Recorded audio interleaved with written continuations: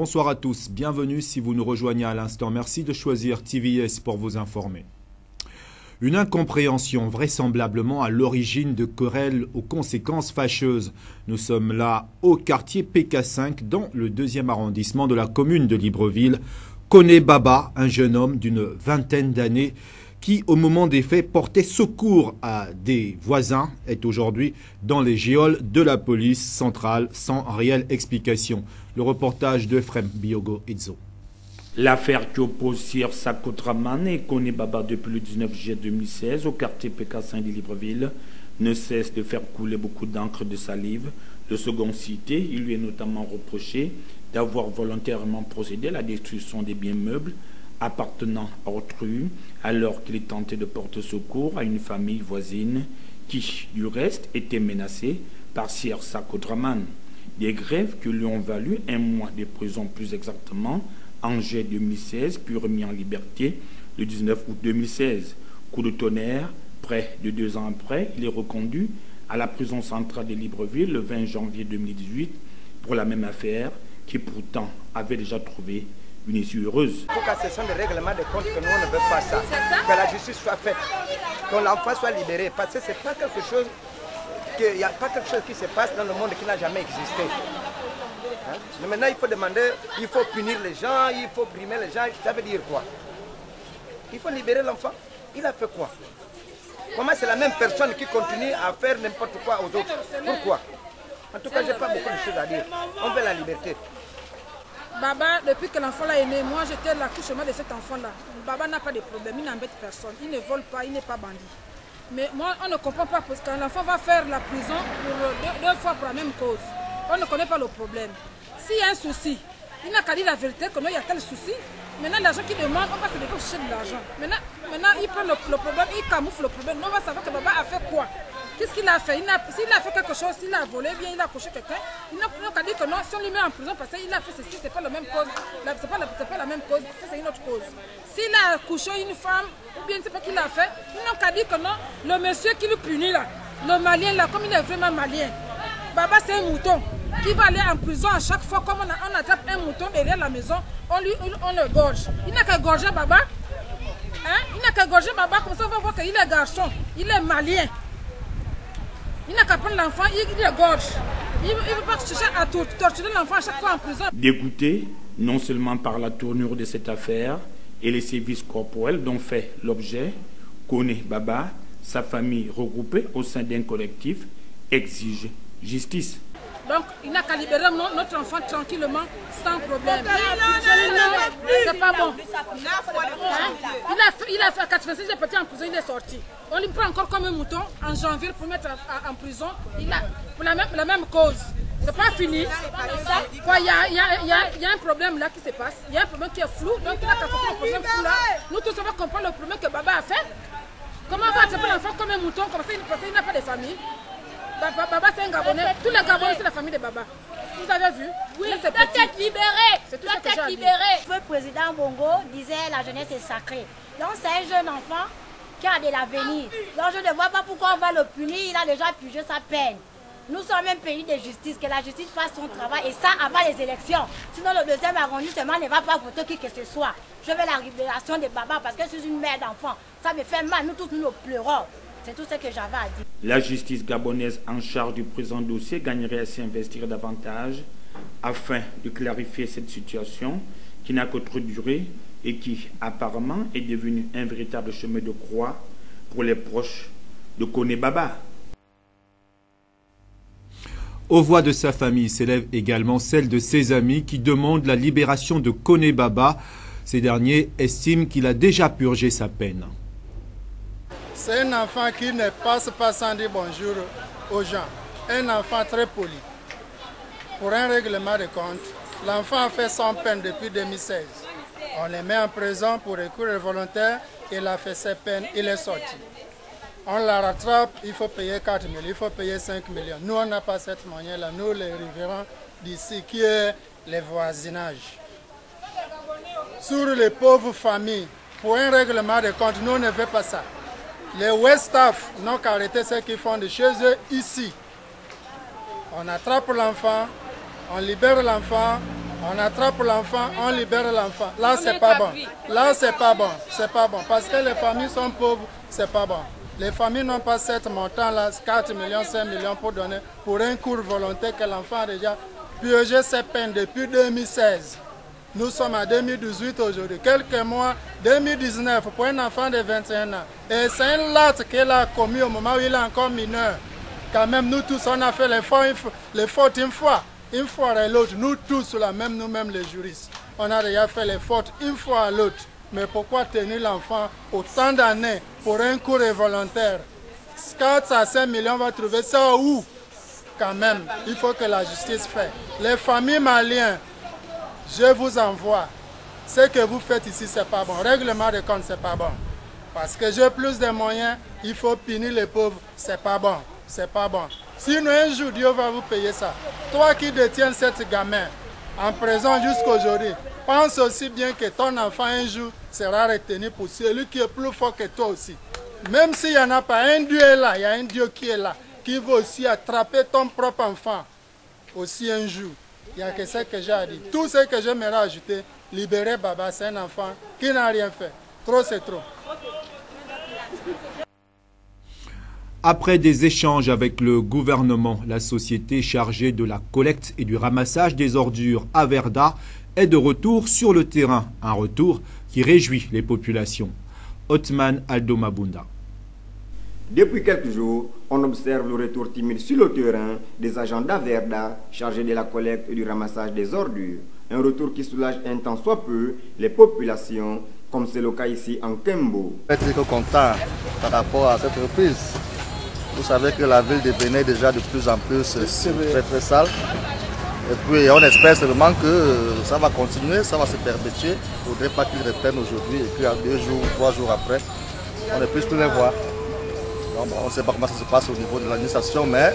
Au terme de leurs négociations avec le gouvernement, les responsables de la société Averda décident de reprendre les activités afin de remédier à cette situation d'insalubrité qui prend de l'ampleur à Libreville et ses environs. Les populations souhaitent que cette reprise soit définitive.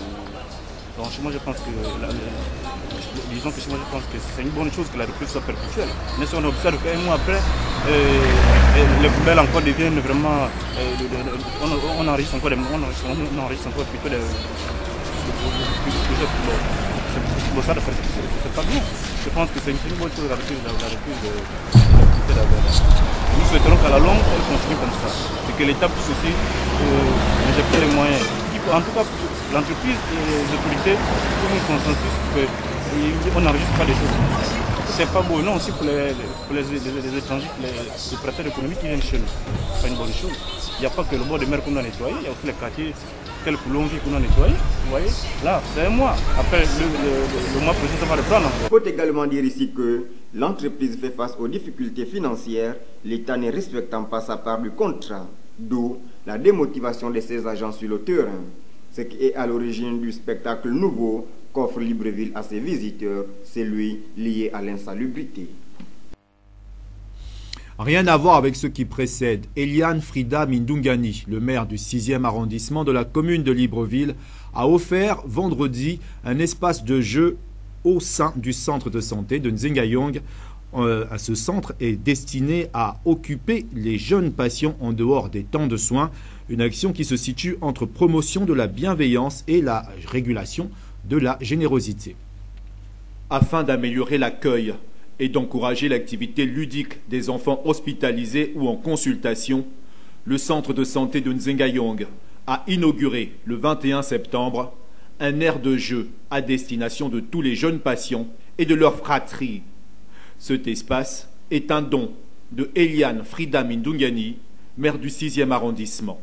C'était pour livrer aux médecins en chef du centre médical les 2 coins ludiques qu'on a créés dans la structure afin de permettre aux enfants, pendant qu'ils sont en train d'attendre leur tour de consultation, d'avoir un coin où ils peuvent s'amuser, ils peuvent faire du tribouillage, du coloriage selon leurs envies, afin de permettre de se mettre déjà sur le chemin de la guérison. Ce coin ludique constitue un espace de détente et de bien-être bienvenu dans un cadre hospitalier parfois angoissants. Il ne peut pas avoir un endroit où on reçoit des enfants s'il n'y a pas de coin ludique. Donc je pensais que mon arrondissement pouvait en bénéficier. Donc j'ai pensé à créer ces coins ludiques pour les enfants de mon arrondissement. Un espace de jeu inclusif qui se veut accessible à chaque enfant, sans distinction, quel que soit le handicap, les capacités et l'âge, qui ravit les bénéficiaires. Je suis très contente de passer aux infos et ensuite je dis merci à la tata. Merci. Pour la bienfaitrice Eliane Frida Mindungani, cette action témoigne de son attachement à l'épanouissement des jeunes de sa circonscription. Les candidats du Rassemblement Héritage et Modernité aux élections législatives et locales prochaines pour le compte du 4e arrondissement de la commune de Port-Gentil ont inauguré leur quartier général 6 à Matiti. Le reportage de Marius Nanda. C'est conformément aux directives du directoire communal de campagne que les candidats du Rassemblement Héritage et Modernité aux législatives et locales pour le compte du 4e arrondissement de la commune de Port-Gentil ont inauguré ce jour leur quartier général de campagne au quartier d'Imatiti. Pour le directeur communal de campagne, cette initiative montre la dynamique des candidats déterminés à œuvrer pour la victoire. D'avoir été à l'heure, c'est-à-dire d'inaugurer leur QG de campagne bien avant l'ouverture de campagne,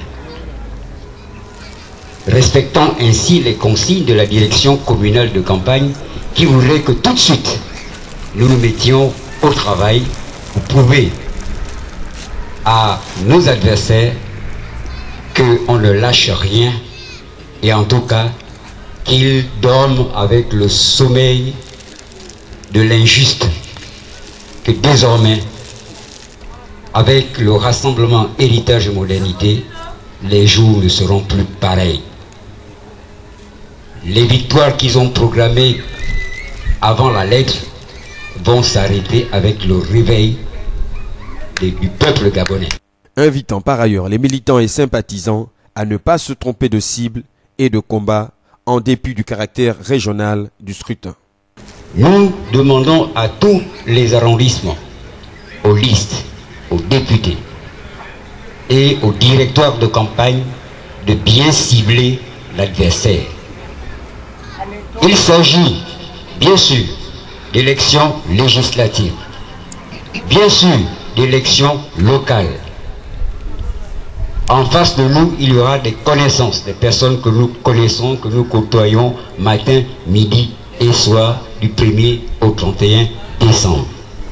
Mais que les directeurs de campagne ne se trompent pas, la cible c'est Ali Bongo Ondimba. Il ne s'agit pas ici de venir promettre aux populations les routes, les écoles, les hôpitaux. Ça fait 50 ans que les populations l'attendent, les attendent. Même si c'est votre père, même frère, même mère, même si c'est votre père, votre mère, votre cousin, votre ami, tant qu'il fricote avec Ali Bongo, il doit avoir la sanction, la même que nous avons donnée en 2016. L'ouverture des portes et la visite du local par le coordonnateur provincial du Rassemblement Héritage et Modernité et les autres responsables ont constitué la trame de cette rencontre. Le lieu est désormais ouvert pour tous les militants et sympathisants. C'est dans la salle de mariage de la mairie du 2e arrondissement de la commune de Port-Gentil que les militants et sympathisants du Rassemblement Héritage et Modernité se sont retrouvés à la faveur d'un séminaire de formation accordé aux candidats afin de mieux affronter leurs adversaires politiques. Le reportage de Marius Nanda. 24 heures après la cérémonie d'ouverture de leur quartier général de campagne dans le 4e arrondissement, les adhérents et sympathisants du Rassemblement Héritage et Modernité se sont retrouvés à la salle des mariages de la mairie du 2e arrondissement de la commune de Port-Gentil à la faveur d'un séminaire de formation visant à outiller suffisamment les différents candidats aux échéances électorales législatives et locales à venir. Vous savez que le Rassemblement Héritage et Modernité est l'un des derniers nés dans la galaxie politique de notre pays.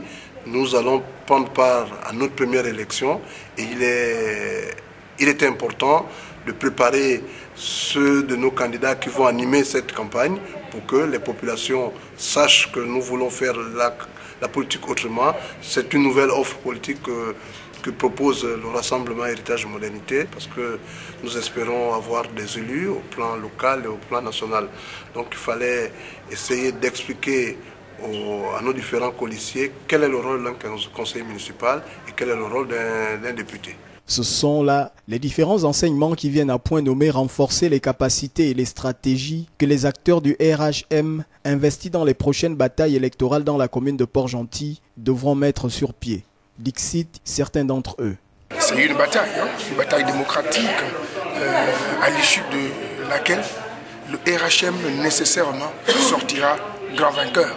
Parce qu'il y avait beaucoup de gens qui ignoraient un certain nombre de détails très importants.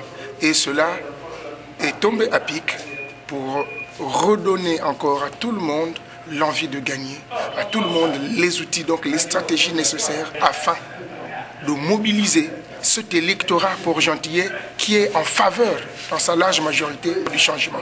Oh, déjà avant le séminaire, il y avait des rudiments, mais ce n'est qu'une plus-value. C'est un séminaire de formation d'une importance très capitale. Il fallait se mettre en ordre de bataille, peaufiner certaines stratégies, afin que le RHM, qui est un grand parti d'opposition, impacte le plus grand nombre de citoyens. Cette stratégie reste dans la maison et au moment venu, nous nous mettrons sur le terrain afin de les mettre en application, sinon en exergue. 2 heures d'horloge auront suffi pour nourrir les candidats et colistiers des rudiments nécessaires afin de répondre favorablement, et ce à travers les 4 arrondissements de la commune de Port-Gentil, au nom du Rassemblement Héritage et Modernité. Une formation politique de l'opposition, il faut le rappeler, qui prendra part à sa toute première échéance électorale en République gabonaise.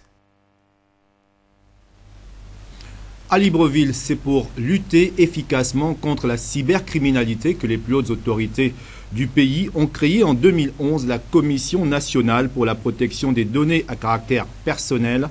Pour en savoir un peu plus sur son rôle et ses missions, nous vous proposons de suivre ce reportage d'Inès Ngungamombo. Créée par la loi 001/2011 du 25 septembre 2011, la Commission nationale pour la protection des données à caractère personnel est le dernier né des institutions de régulation. La CNPDCP est un organe qui a pour mission d'éradiquer la cybercriminalité tout en protégeant les données à caractère personnel, comme le précise le commissaire permanent de la dite institution. Les personnels, c'est quoi? C'est probablement, sinon je vais confirmer que c'est bien votre nom, votre photographie, votre adresse IP, votre mail constituent des données personnelles. Il y a également des données dites sensibles, c'est-à-dire les données qui sont liées. L'exploitation des données à d'autres fins que ceux pour lesquels elles ont été collectées présente des dangers tant au niveau de la toile que des sites. D'où l'émission des responsables des collectes et des données. Les responsables de traitement des données qui collectent doivent avoir des autorisations de la part de la CNDCP avant toute collecte. Or, la CNDCP n'étant pas bien connue, et je crois que là c'est l'occasion de la part des citoyens d'être au courant de leurs droits, et de la part des responsables de traitement également d'être au courant des obligations qui sont les leurs. Donc nous allons développer ce point qui sera lié donc à cet enjeu qui est un enjeu sécuritaire et un enjeu économique et financier. C'est dans l'optique de compléter les dispositions juridiques que la Commission nationale pour la protection des données à caractère personnel se veut un organe d'information et de protection des données tout en indiquant les droits et devoirs de celui-ci. Déjà, dans le cadre de la PNAMGS ou de la CNSS, pour pouvoir collecter ces données-là, il faut une autorisation de la CNDCP. Ce que beaucoup d'institutions aujourd'hui, à l'époque, ne faisaient pas. Avec la création donc, désormais de cette institution qui vient compléter le dispositif juridique qui existe, permettra donc aux citoyens d'être au courant de leurs droits désormais. Et il n'y a pas que ça. Vous avez les institutions bancaires qui manipulent et qui traitent également les données personnelles, et mieux, qui les transfèrent à l'extérieur. Et on ne peut transférer les données des citoyens qu'avec l'autorisation de la CNDCP. Beaucoup de banques procèdent aujourd'hui au transfert de données sans autorisation. Donc nous allons y remédier. Nous allons mener une campagne de sensibilisation et de vulgarisation, n'est-ce pas, des missions de la CNDCP. Il ne reste plus qu'à saluer les efforts consentis par les plus hautes autorités du pays de s'arrimer aux normes internationales, mais aussi de faire de l'outil Internet un atout de la diversification de l'économie gabonaise. Candidat aux prochaines élections dans le 6e arrondissement de la commune de Libreville, Pascal Nkoulou affirme vouloir s'investir auprès des populations pour le développement harmonieux de chaque quartier de sa circonscription. Aux allures d'opération de charme, en prélude au lancement de la campagne électorale, Pascal Nkoulou, le président du BDP, a convié les chefs de quartier du 6e arrondissement à partager un repas, au cours duquel il a affirmé sa détermination à s'investir auprès des populations pour le développement harmonieux de chaque quartier de sa circonscription. Je veux également être votre fils pendant la campagne électorale. Je veux surtout devenir votre fils quand vous m'aurez donné la latitude de compléter la vision qui est la vôtre, en étant le député du premier siège, en entrant au conseil municipal du 6e arrondissement avec beaucoup plus de conseillers pour me donner la latitude de diriger cet arrondissement. Pascal Nkoulou est candidat au 2e siège du 6e arrondissement pour le compte de ces élections législatives dont la campagne s'ouvre officiellement le 25 septembre prochain. Et l'actualité, c'est également hors de nos frontières. La justice kenyane est partiellement revenue vendredi sur son interdiction du film Rafiki, plébiscité au Festival de Cannes, mais interdit dans un premier temps dans le pays pour infraction à la loi contre l'homosexualité. Presse internationale. Rafiki sera finalement projeté au Kenya. Le film, accusé de glorifier l'homosexualité dans un pays qui l'interdit, a longtemps été banni dans les salles. Mais pour lui permettre de briguer un Oscar, la justice kenyane vient de décider de lever l'interdiction. La pratique de l'homosexualité n'a pas commencé avec le film Rafiki. La question dès lors est de savoir si un film devrait être interdit parce qu'il traite de la question de l'homosexualité. Ma réponse est non. Parce que l'une des raisons d'être de la créativité artistique, c'est de remuer les consciences d'une société, même sur des sujets aussi sensibles que l'homosexualité. Un film qui est interdit de diffusion dans son... Le film a déjà connu un certain succès en dehors de son pays, notamment au Festival de Cannes. Et son équipe souhaitait depuis longtemps que le film, adressé à un public kényan, soit diffusé également dans son pays d'origine. Sur Twitter, la réalisatrice a laissé éclater sa joie. Je pleure. Je suis dans un aéroport français. Quelle joie. Notre constitution est forte. Remercier la liberté d'expression. Nous l'avons fait. Nous donnerons très bientôt des informations sur la diffusion à Nairobi. La décision de la justice kenyane est lourde de sens, au moment où des associations LGBT essayent de faire changer la loi dans le pays est-africain. La commission de censure qui a interdit le film a exprimé sa tristesse qu'un film glorifiant l'homosexualité devienne l'outil publicitaire du pays à l'étranger. Le numéro 2 de la justice américaine, Rod Rosenstein, aurait évoqué en 2017 la possibilité d'écarter du pouvoir Donald Trump en raison de son inaptitude à gouverner, selon un article du New York Times publié vendredi. Rod Rosenstein a-t-il réellement évoqué la possibilité d'écarter Donald Trump pour inaptitude à gouverner? C'est en tout cas ce qu'affirme le New York Times. Le ministre adjoint Rod Rosenstein a suggéré, avec des collègues de son ministère et du FBI, la possibilité d'enregistrer le président américain l'année dernière. Des enregistrements qui auraient servi de base pour invoquer le 25e amendement afin d'écarter Donald Trump du pouvoir pour inaptitude à gouverner. Un projet envisagé pour rendre compte du chaos qui régnait à la Maison-Blanche après le limogeage du directeur du FBI James Comey au printemps 2017. Mais selon le journal, il aurait été finalement abandonné. Des accusations explosives, fermement démenties par Rod Rosenstein. Donald Trump n'a pas manqué de réagir à cette affaire. Nous avons des hommes très bien au ministère de la Justice. Mais il y a aussi une puanteur persistante dont nous allons nous débarrasser. Si les faits sont avérés, il pourrait avoir des conséquences majeures. C'est Rod Rosenstein qui a nommé le procureur spécial Robert Mueller. Ce dernier enquête depuis plus d'1 an sur une possible collusion entre la campagne de Donald Trump en 2016 et la Russie. Ces révélations pourraient donc servir de prétexte à Donald Trump pour limoger Rosenstein. Elles interviennent 2 semaines après la parution du livre du journaliste Bob Woodward et d'une tribune anonyme d'un haut responsable de la Maison-Blanche, également dans le New York Times. Des publications qui critiquent durement la gestion du pouvoir par Donald Trump. Et la page des sports de cette édition d'information nous ramène tout de suite à Libreville au Gabon. Le promu en première division du National Foot, le club de Dikaki, s'active dans le renfort de ses troupes en procédant à la sélection de certains joueurs de talent en vue de solidifier certains secteurs de jeu qui ont été défaillants l'année écoulée. Le récit de Mosconi Ngonomba. Ils ont réussi là où tous ont échoué. Le club de Dikaki, promu en première division pour le compte de l'année 2018-2019, est en reconstruction pour aborder sereinement le National Foot. Ce matin, au stade de Baraka, où ils s'entraînent depuis 2 semaines, procède à la détection de certains renforts pouvant apporter un second souffle au groupe de l'année dernière. Oui, j'ai vu des bons 2, 3, 4 bons jeunes. Voilà, je sais qu'avec le travail, ils peuvent apporter, et on peut compter avec eux pour l'avenir parce que la jeunesse, c'est l'avenir du football gabonais. On a besoin de la relève. Donc on va, nous à notre niveau, se battre pour les mettre dans des bonnes conditions. Nous savons que ce n'est pas facile. Oui, on a regardé pendant 1 heure, il y a eu 2 matchs, donc 2 fois 45. Je pense qu'il y a déjà 3-4 bons jeunes qui sortent parce que par rapport au projet aussi, on est obligé de regarder l'aspect d'âge dont le club tient beaucoup. Donc ce matin, je pense que les 4, on est tous tombés unanimes que ça valait le coup de les faire signer déjà au club.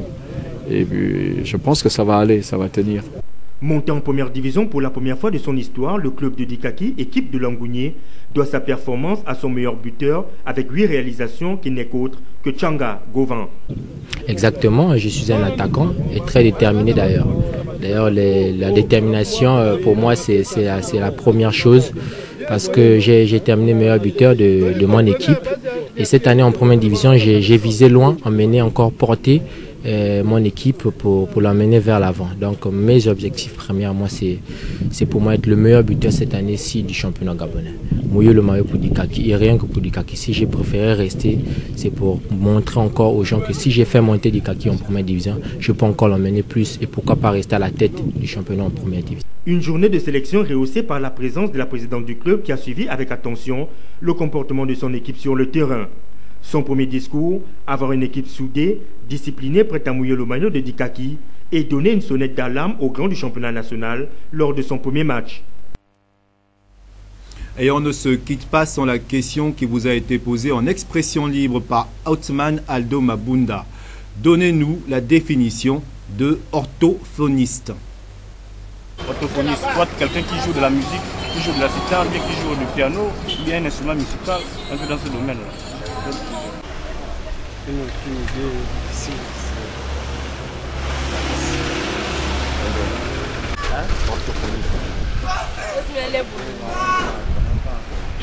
Orthophoniste. C'est quoi?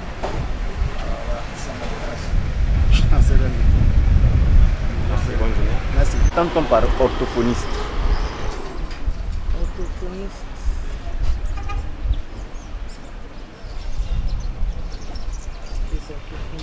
Ce sont en fait les gens qui ont du mal à bien prononcer les mots,